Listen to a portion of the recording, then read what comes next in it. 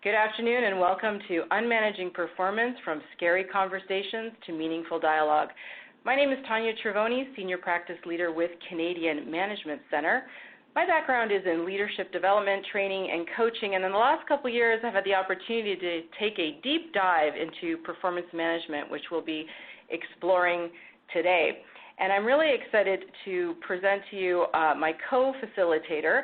We have our very own Lisa Mitchell on the line. She's a facilitator with Canadian Management Centre, but in addition to that, Lisa is also the president of Green Apple Consulting, and she brings several years of experience across industries as a corporate leader and a former vice president. She's also an executive coach and has numerous certifications behind her name, but what's really exciting as it relates to today's conversation is that Lisa has spent a lot of time in her career designing and implementing several performance management systems over the years, so she really understands what works and what doesn't work for both employees and leaders. And she certainly shares our passion about making performance management more about performance optimization and a two-way dialogue.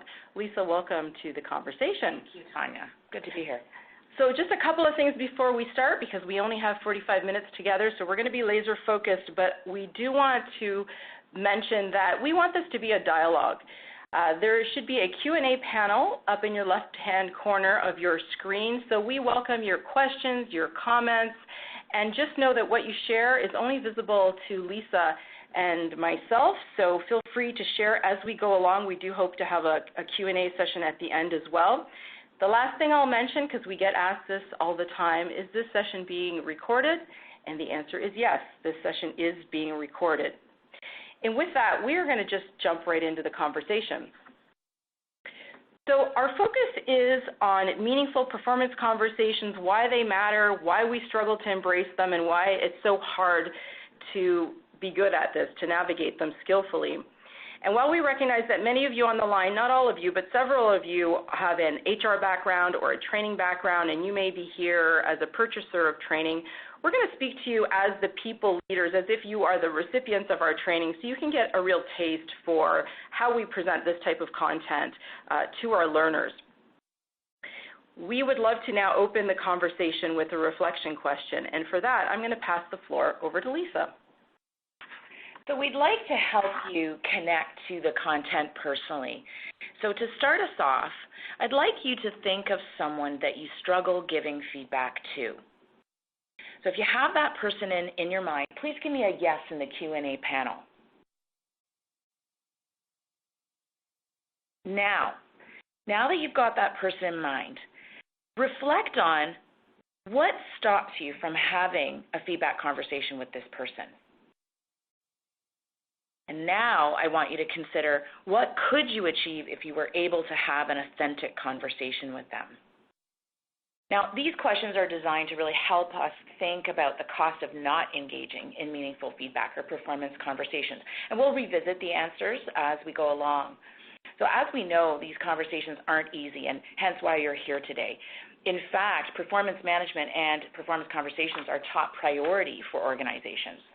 Yes, absolutely, and it's funny, I'm just seeing a ton of yeses pop up instantly on the screen, so it didn't seem to be a struggle for many of you to think of someone that you are struggling to give feedback to, so you're in the right place.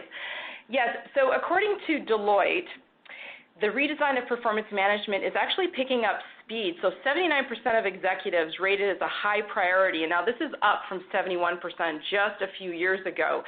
So despite the number of years that we've all been talking about performance management and we've been streamlining our processes, maybe our documentation, it's still a top priority for organizations, and in fact, it's growing. And it's growing because it's really a key vehicle for all of us to develop the talent that we need for the future. So this is why this conversation is so important. And this is why it's also critical for us to understand what still remains in the way. Despite all the progress we've made, we still aren't where we want to be as it relates to performance conversations. So we asked you this question, actually. Many of you gave us responses on the registration survey, so thank you for that. We asked you specifically, what are the top 2 to 3 things that stop managers or leaders from having meaningful performance conversations with their people? And this is what you had to say. Now, this is just a sample of some of the most frequent responses. You can see fear of conflict, poor listening, low confidence, no training and experience, lack of skill. Now, keep in mind, things like lack of skill also represented people who said things like, leaders don't know how to start the conversation, they don't have the skills to hold the conversation, or they've not seen positive role models on how to give or receive feedback. Folks who said fear of conflict also mentioned things like being afraid of emotional outbursts or fear of upsetting people. Some of you even said that it's our egos that get in the way. So there were a lot of great comments to this question, but I invite you to consider that regardless of the words that we use to describe the barriers to these conversations, many of them can actually be distilled into 3 key obstacles, and Lisa's going to break those down for us now. So our obstacles really boil down to 3 elements. In particular, we can start with 1, neurological wiring, followed by 2, social conditioning, and 3, lack of skill. So all of these link back to fear, or at least lack of confidence. And that might explain why most of us typically avoid these uncomfortable conversations, or if we do engage in them, the result is sometimes minimal impact or even, in some cases, further disengagement. So it's interesting because Psychology Today did a survey and found that 1/3 of performance reviews actually result in decreased employee performance, which is sad. So we can do better than this. So let's address each of these obstacles briefly and then move into some strategies to get by them. So some of you have heard the saying lizard brain when it comes to neurological wiring. Some people call it monkey brain. So this is really the fact that, back in the caveman days, this monkey brain was meant to protect us really from danger. And we're wired to move away from things that we find threatening. Unfortunately, this lizard monkey brain doesn't differentiate between what might be a physical threat, so some bear coming to attack us, and a psychological one, which could be going into performance reviews. So because the physiological response is the same, our rational brain our thinking is compromised in the face of a threat. So this is why our brains can literally get dumbed down when we have this physiological response. On top of that, compounding our neurological wiring is our social conditioning. So how many of you can finish this sentence for me?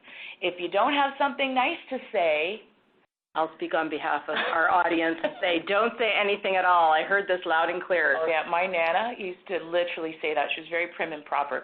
So, many of us are taught to value harmony, community, strong social relationships. Nothing wrong with that. And it makes good evolutionary sense because we've been reliant on other people or our tribe or family for survival over the course of history. So it makes sense that anything that could threaten that connection with other people can feel like a threat to our survival. And that includes giving feedback that might make someone dislike us. I remember actually the first time hearing that, it made a lot of sense. I was like, why is it so scary to give feedback? But it's in our DNA. Yeah. Through our evolution. So that's the good news and the bad news. Now we're aware of it. Well, it's so true. So what's the cost, though, of avoiding these conversations, right, of giving into the neurological wiring and the social conditioning, of being too nice to give constructive feedback? Well, many of you are in HR or OD on the line, and you know that nice sounds good on the surface, but there can be a dark side to it. So we see examples of this play out all the time in organizations. So I can think of times when I've managed talent acquisition in various companies, and sometimes we've had a process, if you will, where if somebody wanted to apply for an internal position somewhere else in the company, in another department, they had to have their current manager sign off on the application. And in many cases, I can tell you, the manager has signed off saying, yes, I approve of you applying for this other role, and then in the meantime, they go behind the person's back and tell HR or talent acquisition or the hiring manager, don't hire this person. And that's not being nice. That's going underground and holding people back. So similarly, within the context of performance conversations, we often avoid the conversations because we want to avoid our own discomfort. We think the other person might get upset, or it might escalate into conflict that we don't feel equipped to handle. So that could be why in another survey reported on Forbes, they looked at 1,000 people who had been fired from their job. And crazy, 75% said their manager never met with them to discuss their concerns before firing them. And here's the irony. Avoiding these conversations and not giving people feedback that will help them grow is anything but nice. Nice is doing what's in the best interest of the other person. Brené Brown, she says it best in her most recent book, Dare to Lead.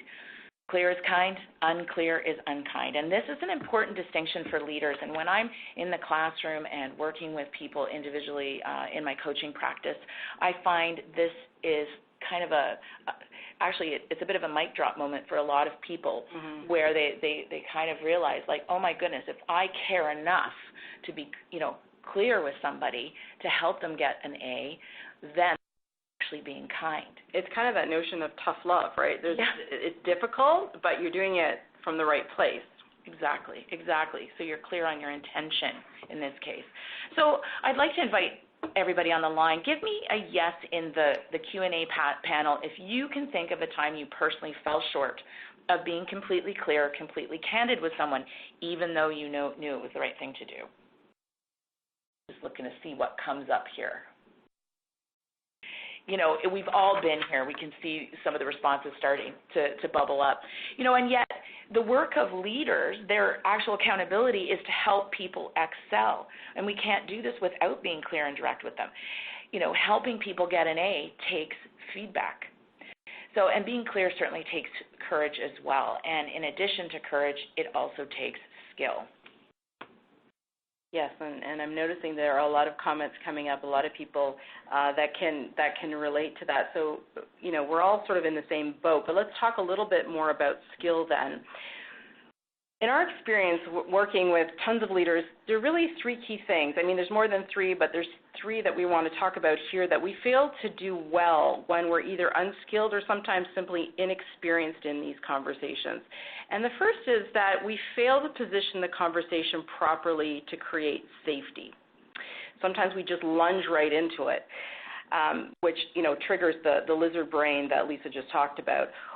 Number two is that we don't ask questions. We can spend a lot of time talking at employees.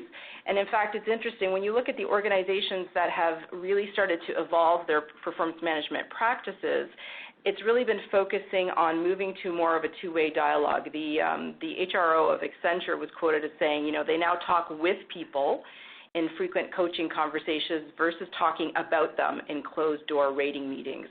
So this is one of the mistakes that we make. The third one can be that when we do ask questions, we either ask the wrong questions, so we ask why questions, like why did you fail to get this done, which can trigger defensiveness, or if we do ask a really good question, we don't leave space for the response, especially when that question might be a difficult one for the employee to answer, and there's sort of that uncomfortable silence. There's this tendency to want to fill that airtime because of the discomfort.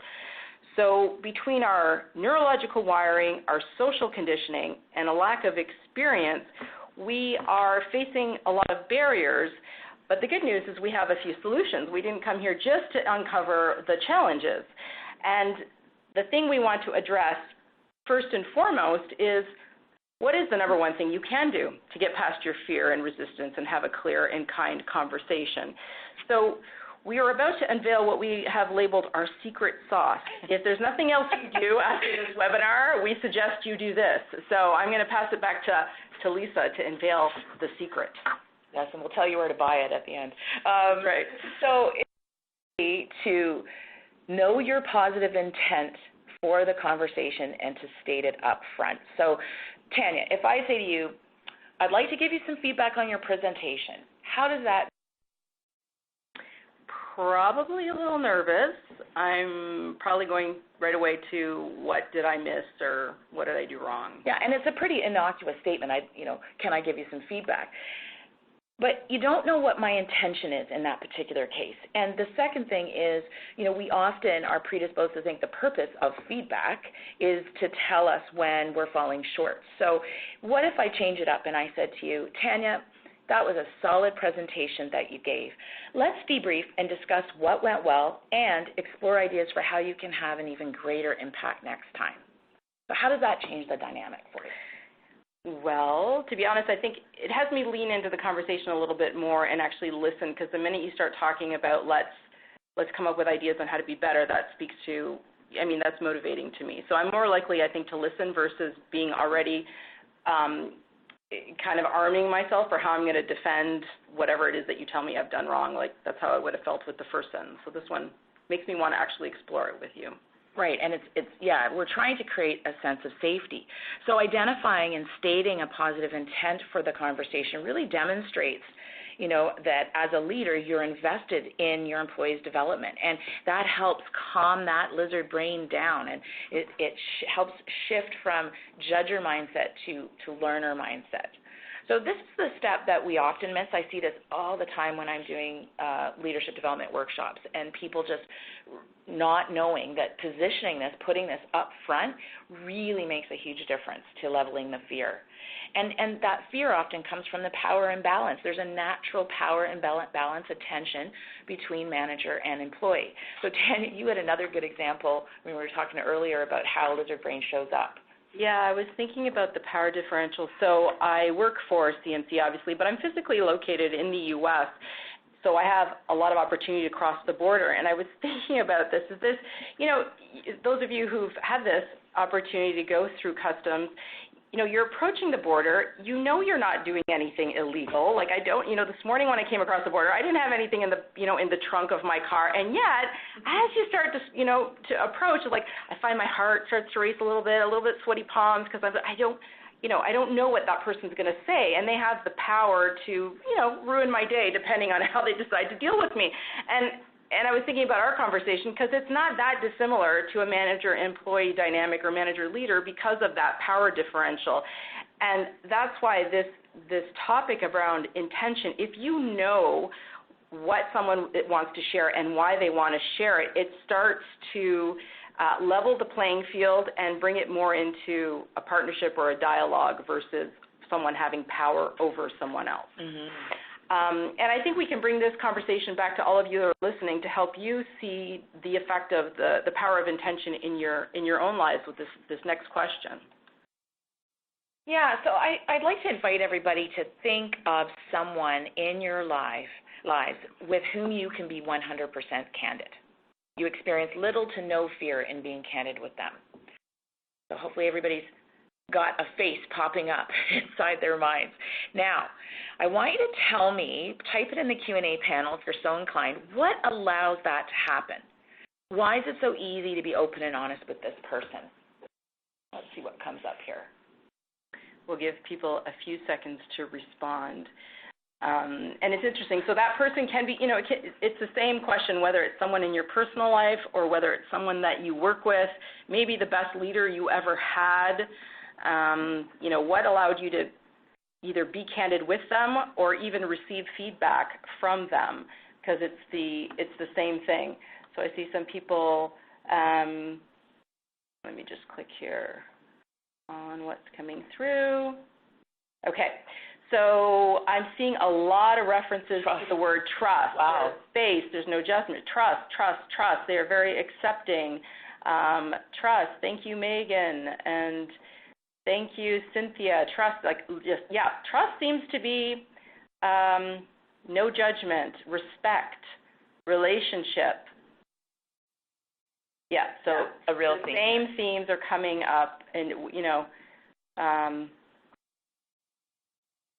comfortable, trusting relationship. Okay, so we're hearing you loud and clear. Thank you for those of you who are participating. You know what it makes me think of too is with my husband. So he and I, are really able to tolerate each other when we're not our best selves, because we're clear. Great word. Well, we know what each other's intention is. There's that innate trust. On top of that, though, I will say that over the years, 20 years together, we've actually learned to state it. I know I'm a bit grumpy today. My intention is not to, irritate Yeah, so we actually are quite open with stating that, and that has really helped and gone a long way. Now, the interesting thing is, we're not going to trust each other instantly just because we ask, right? So there's some really important ingredients in our secret sauce that I think it would be helpful to break these down. So the key ingredients, so let's look at them. There's 3 magical ones. The first one is curiosity. Second one is vulnerability, and the third one is candor. So let's start off with curiosity. Why would you suggest curiosity is a magical ingredient? Well, the first reason is because asking meaningful questions communicates that you care, you're interested. And secondly, caring helps you align your intent with the impact you seek. So we all have best intentions, and sometimes, though, our impact is not what we intended. So when we demonstrate that we care and we come from a place of curiosity, those two things align much better. Because often we talk at employees, Tanya mentioned that earlier, versus dialoguing with them, and that runs contrary to the intention of coaching for growth. So genuine curiosity really opens up dialogue, and we could share so much on just curiosity, of course, but I think it might be useful if we looked at a real example. Yeah, I'm happy to share an example, but I will make one comment first. Sometimes we struggle, some of us, to use the word care in a work environment. So that's what I love about, there's many ways, you don't have to wake up and say I love you to your employees, but demonstrating it through questions is just a really good way to think about how to build that trust. Because I'm seeing, going back to some of the comments that you put in here, the person is approachable and you have a relationship with the person. So you can't have a relationship with someone if you're not asking questions about them. And this is something that one of our participants, Sam, learned in one of our coaching programs. So he's someone who was recently promoted to a management role, was a technical expert, and he knew that his one-on-one meetings were just okay, but he wasn't feeling great about them, and he wanted to do something different. So he started to use questioning and bringing more of a coaching, curious mindset to his one-on-one meetings, and he shared this feedback with us that he gave us permission to use. And I'm just going to read it out for anyone who may be listening to this recording after the fact. And he said, using the strategies from the course, I started to ask a lot more questions. I tried to get a better understanding of my employees' future goals, what interested them the most, what their challenges were, and what they wanted to learn. The tough part was the silence that followed. At first, people didn't know what to say, or they didn't feel comfortable saying it, but I didn't fill in the blank space. It was definitely uncomfortable. It paid off. People started making suggestions for solving long-standing problems and sharing their interests and becoming generally more involved in goal discussions. So a bit of a long quote, but I thought it was an excellent example of a couple things we've been talking about. Number one, he was able to show his employees that he cared because it was becoming a dialogue. It was becoming about them and asking those questions. And if you think about it, employees want relevant feedback. So any future feedback that Sam is going to be able to give employees and tie it back to some of the answers they would have provided in those conversations, it's going to have that feedback carry more weight, and it's going to seem more authentic and more relevant. And this he was able to do, he was willing to sit in the discomfort of the silence. His people weren't used to him asking the kinds of questions he was asking. So at first, they either didn't know the answer, or maybe some of them didn't even trust why he was asking, right? Because this was a change in behavior. But he gave them the space to step up to it, and over time, it paid off. So often, I think as leaders, we feel we need to demonstrate that we have all the answers, especially if we're a new leader like Sam is, and that we need to give people direction. But if we can shift the dynamic into doing more telling, more asking versus telling, despite whatever discomfort comes up, it completely changes the dynamic. And I'm sure, Lisa, as a coach, that's something you see all the time, and I'm guessing it's probably one of the things you coach leaders on. Oh, absolutely. Even in the coaching context, often when I ask a question, often people say, well, I don't know. And I might say, okay, well, let's just sit with that. Yeah, don't let them off the hook. And it's hard, right?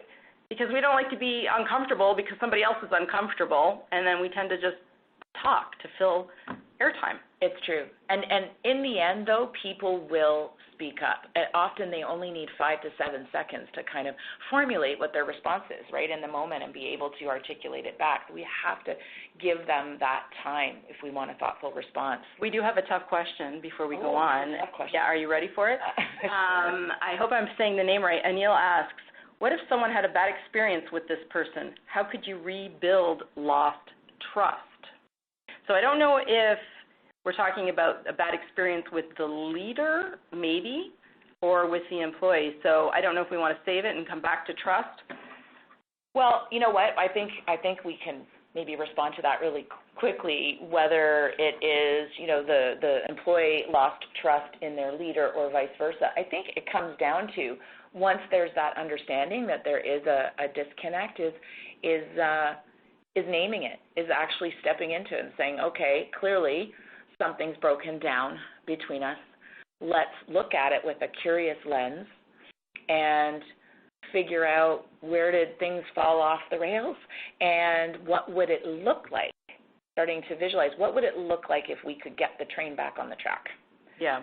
Right? How do we move forward? Yeah, and I think it's sometimes difficult calling that out. So I'm not sure 100% the intention there with the question, but I'm thinking, putting myself in the shoes of an employee, if I have a leader that I felt did something to break trust, and now they're asking me questions and asking me to share more about my interests and my goals and things, and I'm not trusting that person, if there's a way to, like you said, identify it, when this happened, this is how it made me feel, and now I'm feeling a little bit gun shy to open up, so we need to explore that. And those are uncomfortable conversations to have, and we're in the perfect place because we have some more information to share that can make those conversations a little bit easier. So hang tight. And this actually brings us to our second ingredient. Yes. Vulnerability. So again, Brené Brown, she's a bit of a hero for us. She talks a lot about the power of vulnerability. There's a TED Talk even on it.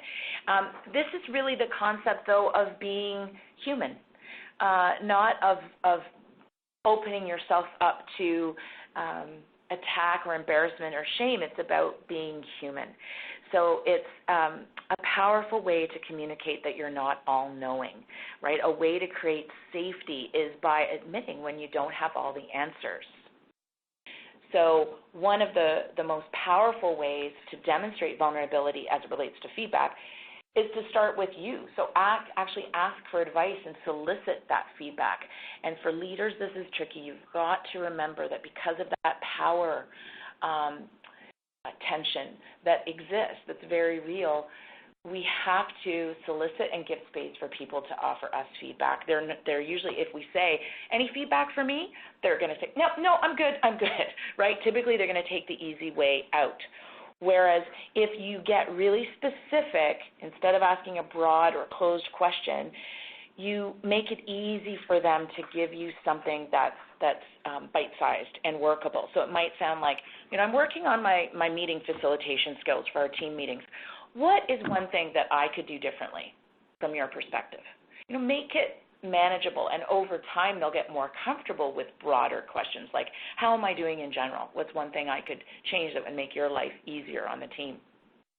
I think that's really great, because when you first shared that to me, I was thinking about the number of times I've been guilty to just say, do you have any feedback for me? And that just feels too big and too scary, because you're like, okay, so I'm thinking something in my head, but I don't know if that's what she's really looking for. But the minute you zone into something specific, I'd be like, okay, I can talk about your meeting facilitation skills, or I can talk about one thing you could do to support me better as an employee. You narrow it down, and it's somehow the scope of it is just more manageable. Yeah, well, part of creating safety is making things manageable and realistic and bite-sized so people can wrap their head around it.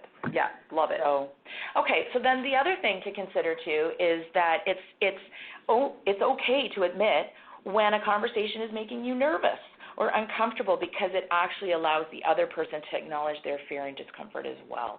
So that can create connection. So it might sound like, I want to chat with you about the fact that you had a really poor result the past quarter in terms of your sales results. And it feels a bit uncomfortable for me to sit down with you around this, and it probably is uncomfortable for you too. It's really important we reflect on and learn from what went wrong, and I'm committed to supporting you and turning this around. And so you've So that's sort of an example of what it might sound like. That's Lisa speak, so you'd have to put your own stamp on it. And yet, when you actually help people say, this is a bit yucky for both of us in a sense, a bit uncomfortable, and yet it's offered in the spirit of helping you get even better, right? Or getting back on track, as the case may be. And that's a very specific example. And I'm thinking even in terms of those of us who maybe haven't been having these kinds of conversations with our people, even being able to say, like I'm thinking about Sam in the example, if Sam were to say, I want to have more dialogue, I want to have more engaging one-on-one meetings, I'm not an expert at doing this is kind of new to me. And I mean, it might take a lot of vulnerability to just say, I want to change the dynamics of our conversation because I want you to leave feeling more motivated. That might be a stretch for people, but to admit that, and then I think we're much more likely to give people slack because we know they're trying and they're just being real, Yes. Do you know that makes me think of whenever I'm facilitating a workshop with leaders, I often, as part of their action planning at the end of the course, is to encourage them to consider how can you bring this back in reality with your team. Right. And it might be, hey, I went to this course on X, right, and here's some of what I was learning. Here's what I'm thinking about in terms of applying it. Can you help me with that? Right. Because what a better way to demonstrate that feedback is important, that we're not, we're all learning, and it's not a threatening thing, and it's a give and take, and I need your help to get better. And it's rare. I will tell you, for most people, that's a gobsmacking suggestion. They look at me like I have two heads, and then we talk about how it can actually really bring the power of vulnerability to work for those relationships that are so important on the team. So I think that brings us to our third ingredient, which is candor. So, I love this expression. Caring values the person.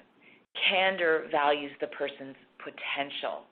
So how many of you, put yes in the Q&A if you can, how many of you have had a conversation with an employee over and over, it feels like deja vu, where, you found yourself repeating things, and when you think about it, you think, oh my God, why can't they just do X? But quite frankly, it often begins with us. We weren't frank enough or candid enough to begin with. Looking to see if anybody relates to that. Can anybody relate to that? Maybe that we have some experts in sandwich feedback where we put so much niceness around the meat of the message that people walk away just hearing the nice part and not the meat of the message. I'm seeing some yeses in the chat panel, so you can relate to what we're talking about. Exactly. Now, candid does not mean being unfiltered. We have to be respectful and have that lens of kindness as well. We do also need to flex our style to the individual and the situation, because there's, the way we see the world is different one from the other. So, for instance, one person might see somebody as being particularly assertive, and feel that that's reasonable. Another person might see that same behavior as aggressive or even offensive. So, Tanya, you have a story to share with us. Yeah, I do have a story, and I just want to acknowledge people in the chat panel. And, Denise says, yes, it depends on the topic. So that's true. Some things can be more, a lot easier to be candid about. And thank you, Jeanette, for saying, for sure she can relate to this conversation. Exclamation marks across the board. So thank you. Yes, I had someone who I mentored, a solopreneur named Jim, who wanted to improve his public speaking to sell his business services. So he'd come to me for feedback a couple of times, asked me to listen to his podcasts and live videos. And at first, I didn't know him well, so I was pretty gentle, and I mentioned that some of the filler words he was using and how it distracted from his message. And at first he was really dismissive, and he was like, you know what, I just need to be spontaneous, I need to be real with my audience. But the third time he came to me and asked me to review his work, I just sat him down and I got real candid. I don't remember the exact words, but it was something like, listen, I know you want to gain clients for your business and I want you to be successful, but when you use ums and ahs and you know what I'm saying, too many times in the course of a 2-minute video, frankly, you sound uneducated and inarticulate and you lose credibility. I simply would not hire you. He just sat there stunned. I felt really uncomfortable, and I was, kind of tempted to backtrack a little bit.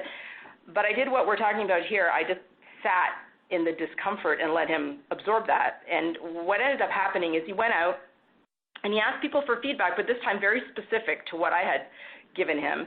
And he came back and he admitted that other people validated what I said. So it's just a reminder to me that, everyone deserves our candor, because people aren't going to get to excellence unless we're able to tell them what we see. Now, at the end of the day, it was still my opinion for his consideration. If it didn't give it specifically and directly enough, he just wasn't hearing it. So how you serve it up is going to depend on the person you're speaking with and the level of trust between you. But I find this conversation that we're having right now is really empowering because, to muster the courage to do this, it's helpful to remind ourselves of why it's so important. And those of you who responded to our survey, you helped us remember why this is important, because we asked you, if leaders were more effective at performance conversations, what are the 2 to 3 results or improvements you would anticipate seeing? And again, here is a sample of some of the things you said. We'd see more productivity. There would be more engagement. We'd have a happy environment. We'd be attaining our goals. I thought it was a really interesting comment around achieving succession plans. Like as we said at the beginning, this is really about, developing talent and creating talent for the future. So we need to keep these top of mind every time we feel stopped from giving someone candid and kind feedback. If there are any other thoughts that are coming up as we're having this conversation, feel free to enter them in the Q&A panel. And I'm just taking a look and keeping an eye on whether there are questions. So there is a question coming in from Sandy who says, would there be a better way to provide feedback to someone who would prefer a direct conversation? So I think that is exactly what we're suggesting, but simply that we want to be direct because otherwise the message can get lost. But there is a way to do that with kindness and by creating safety by first sharing your intention for the person. So that lead into the conversation as to why it's important. And Denise is adding that regular, consistent feedback would be another outcome that we would see if leaders were better at this, and I fully agree. Yeah, feedback rhythm. Yeah, exactly. Not just once in a while. Yeah, so this is really, really important for us to consider. So let's just recap this for a moment. A meaningful conversation begins with a clear outcome and positive intention for the other person, and for that intention to build trust and to make the conversation less scary, in other words, safer, we need to demonstrate curiosity, vulnerability, and candor. One of the things we also wanted to share with you that we've learned at CMC from years of working with leaders is there's 6 other skills that we wanted to highlight that help people have really effective performance conversations. So these are the 6 skills that we've distilled, and I'm going to just bring them up here on the screen for you to read. Everything from establishing expectations to giving and receiving feedback, empowering employees, recognizing them, coaching them, and just being able to navigate the whole performance conversation in general. Each of these segments that you see on the screen, they represent a 60 or 90-minute module. We have this program called Maximizing Performance, and it can be delivered in person, live online, by a CMC facilitator, by one of your own L&D staff. We created this because our clients were saying, look, our leaders need to be better at this. We don't have a lot of time for training. We need things that are bite-sized, that are brain-friendly. So that's what these modules are, so they can be spaced out, they can be delivered all together. And in this program, we point to some of the concepts that we've been sharing with you today around how to create safety, how to leverage vulnerability, candor, etc. If you do have questions about this or anything that we've been talking about, please, we encourage those questions now. You'll also be receiving follow-up rather, from one of these wonderful members of our CMC team after the webinar, so stay tuned for their communication. Now I'd like to go into a question and answer period. We have left about 5 minutes to answer your questions. So I'm sure on this topic, there's got to be a lot of questions out there. And there is one right now from Sandra, and she asks, can you give more examples of how to be candid? I coach leaders who tell me they are being direct with employees but not seeing a change in behavior. Ooh, I think that's a good question for a coach. So, Lisa, I'm going to put you on the hot seat. Oh, thank you. And I have a feeling this is not a new problem. It's not. There's a really specific one that's that's coming to mind, and it was a senior leader, and so it was a senior leader who had somebody quite senior reporting to her, a senior director, in fact, and she had come to me and was explaining that this individual just was not following through, didn't seem to get the message, wasn't responding to her feedback and her coaching up till now. And so we talked about it a bit before, and she said, well, try again, but then, she kept coming back. So finally I said to her, you know what, I think I might be missing some context here. Can you sort of walk me through how you communicated what was expected, what you're looking for, what it would look like in action? And her answer was actually, well, she's the senior director. She should know. I mean, that's why I hired her. She's got, 15 years experience. And I thought, okay, well, she should know, sure. And clearly she doesn't. So there's a disconnect somewhere. So, I asked this leader, how might you paint the picture for this individual around what your expectations would look like in action?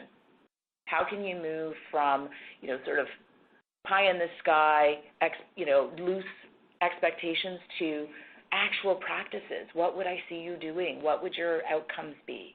How are we both going to know that you're on track or when you need help? Right. Yeah, that was the turning point. That's a big one. Yeah, that's something we see a lot. There's another tough question. Tough question coming in from Allison, and it's the issue of time. So this came up even in the survey, and the question is, how do we get managers to make time for this? And by this, I assume that she's saying frequent feedback conversations, and time comes up as a constraint, which is kind of interesting because I think you made a reference to what is the work of leaders at the end of the day, but I will let you respond to that. Yeah, the time thing, and I get it. Like people, because leaders today are not just watching people do the work, right?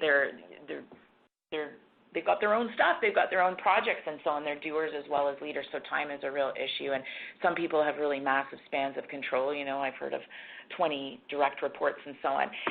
The thing is that it saves time in the long run. If you establish a consistent feedback rhythm, whatever that looks like for you, if it's weekly one-on-ones or monthly one-on-ones or even quarterly, and yet there's a rhythm and there's an effort to state positive intent and to invite and solicit feedback that's specific and helpful, and you act on it, then I think you can really create a relationship and help people perform better, right?